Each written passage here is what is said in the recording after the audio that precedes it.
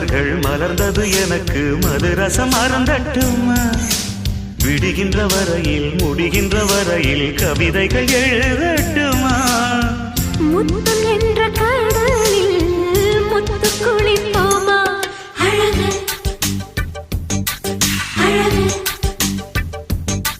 ஓ